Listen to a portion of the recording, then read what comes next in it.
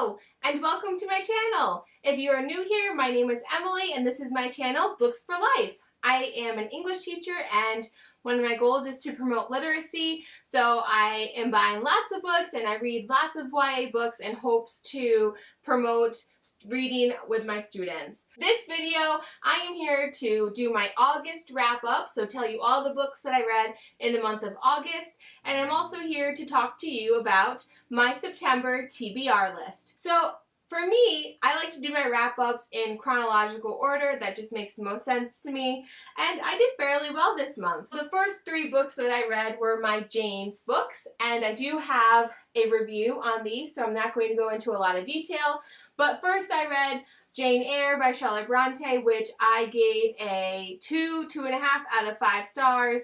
And then I read Brightly Burning by Alexa Donne, which I gave a 4 out of 5 stars. And finally, I read My Plain Jane by Cynthia Hand, Brody Ashton, and Jody Meadows. And I gave this a 1.5 to 2 stars out of 5.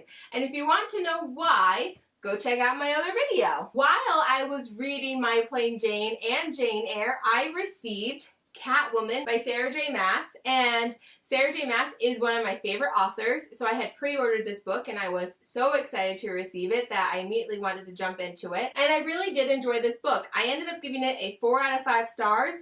I loved what she did with Catwoman. I loved how she included Poison Ivy and Harley Quinn. However, I am wondering, does this follow the original comic? I have no idea. I've never read them. So the only thing that I know about Catwoman is what's in that one Batman movie where she is the thief, which she also is a thief here as well. But I don't know how much of the movie is accurate. I'm not sure how much the book is accurate. But I am wondering, why was Batwing a character? So instead of having Batman in it, because he wasn't in it at all, there's a new guy, and it's Lucius Fox's son, and he goes by Batwing, and he was like the good guy fighting Catwoman, and I don't understand why he was a character instead of Batman. Maybe one of you know and can tell me, but so I was just really kind of confused about that as a reader, but overall I did really enjoy the story. I was hooked. I wanted to keep reading. And also, I really want to read the other DC Icon books now. This was my 4th book for the month of August. So another book I read this month was Keeping You a Secret by Julie Ann Peters, and I was not expecting to read this book, so I went through and I cataloged all of the books in my classroom library.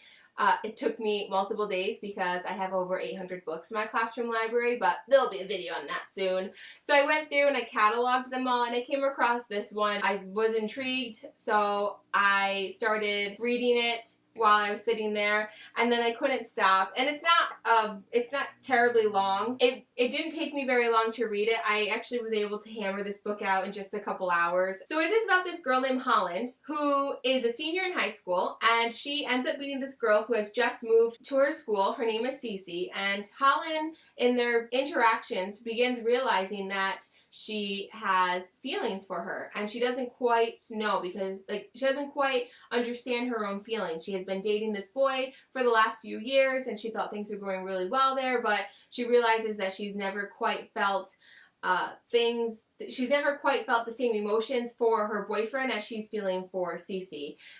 And she doesn't really know what to do. I really enjoyed this book. It was eye-opening, especially as a teacher, because there are some things that were going on, like in the hallway and the way that Cece was treated by the other students, that the teachers never even noticed. And so it just helped me as a teacher realize, okay, keep your eyes out, make sure you are monitoring the hallways and the lockers. And I loved that this author felt brave enough to write her story, because she talks about this in a letter to the dear readers. She says, "When it was suggested to me that I write a lesbian love story, I thought it was a crazy idea. I'd be coming out of the closet all over again, and this time on a global scale. I'd be putting both myself and my partner at risk. I'd get hate mail. Besides, who would read this book?" And as a teacher who would read this book, students who are experiencing the same thing. Students who have feelings that they don't know how to express, and they're afraid that if they do express it, they will be excluded. As a teacher, I'm really happy to have found this book. I think it is important to have diversity within my books, so that students who identify in different ways are able to find books that they can connect with. And I am so happy to have a lesbian love story on my shelves, so that if a student is, trying to come out and doesn't know how, and they might have a book that they can turn to.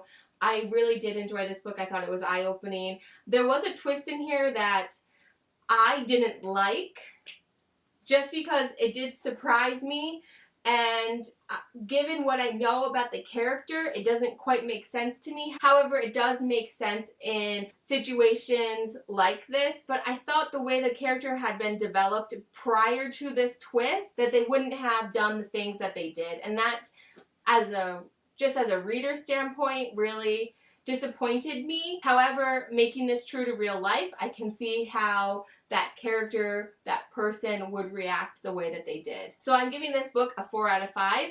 I will be putting it in my classroom library. There are a few more mature scenes, so I will keep an eye on what students are reading it. Like, I would not give this to a 7th and 8th grader. However, I would give this to a high school student. So the next book that I read was an audiobook. I got Sophie Kinsella's I Got Your Number on Audible, and I actually listened to this while I was mowing, and then I couldn't put it down. It was so funny. I was laughing as I'm listening to this book, and the narrator was spectacular. I loved her. I want to listen to other books narrated by her. She was so good. But I really enjoyed this. If you are looking for a book where you don't have to think, you can just sit back and enjoy and be entertained, then this is a book for you. It's an adult chick lit novel, and it is about a girl who has gotten engaged, and she went to an event at a hotel, and she's showing off her engagement ring with all of her friends. It's a family heirloom. It's an emerald ring, and it gets lost. She spends the next hour or two completely frantic, searching everywhere, giving out her number to everybody, and then goes outside, holds her phone out to make a phone call, and a guy on a bike grabs her phone out of her hand as she's standing there and rides off with it. And now the number that she's given everybody will no longer work.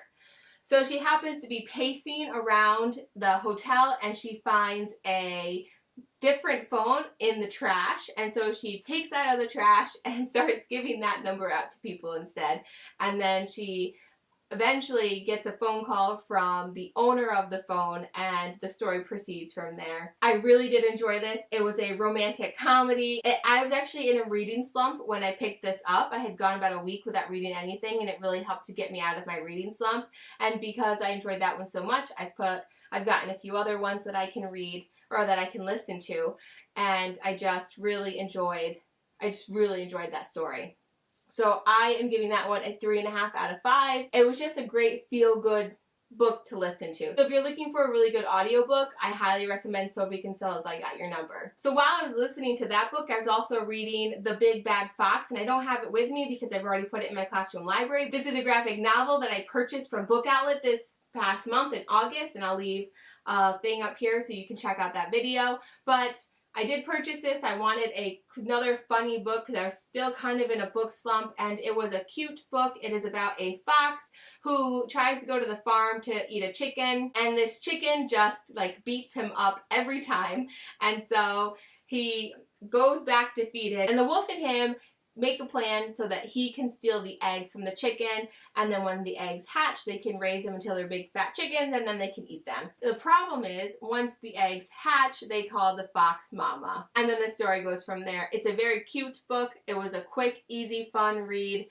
and I really enjoyed it, so I'm giving that one a 3.5 out of 5 stars. The other graphic novel I read this month was Snow White by Matt Phelan, and this was a Snow White retelling. It takes place in 1928, and I really enjoyed this. I thought it was a really interesting twist on Snow White. So this takes place during the Depression era, and I just thought it was interesting, the difference between the poor and the hungry and the rich and the powerful, and the dynamic here, and how people truly are. And it had a great glimpse into, the good in people that there can be and the evil in people that there can be. And I just thought this was a really interesting Snow White retelling. I enjoyed it. It was, again, another very quick read. I hammered this book out in 15 minutes. It wasn't very long at all. And I think it will be a great addition to my classroom. So this is the book that was on my TBR for one that I purchased for my classroom library, but I've just never gotten around to reading. So I gave this one a 4 out of 5 stars. Hi! Funny story. So I was editing my August wrap-up / September TBR, and it cut off. and stopped recording. So I lost the last few minutes of my video, so I just thought I'd hop on and refilm it for you. During the month of August, I started reading Zero Repeat Forever by G.S. Prendergast, and then I also started reading Furyborn by Claire Legrand. I do want to finish both of these books. I am currently listening to an audiobook called Surprise Me by Sophie Kinsella that I would like to finish in the next couple days. I have also gotten The Seven Husbands of Evelyn Hugo on audiobook, so I'm hoping to be able to listen to that one this month. My student recommendation would be Eldest. I did not get to read this in the month of August, so I am going to continue with the Aragon series definitely this month. And then my last one for now is the book that I have purchased from my classroom library but I've never gotten around to reading, which is Wonder Woman by Leigh Bardugo. I have had this since last year and I've never read it. I read Catwoman in the month of August and I really enjoyed it. I want to read Wonder Woman now. I am hoping to get to a few more books than the ones I have mentioned. However, I don't want to restrict myself. I've gotten some new books that I just want the freedom to be able to read if I want. So I only have 4 books on my TBR, and it's also already halfway through September, so I might not get to more than 4 more books. Thank you so much for watching. If you enjoyed this video, please give it a thumbs up and hit subscribe and hit that little bell if you want notifications every time I post. And I will be back with more videos soon. Keep reading!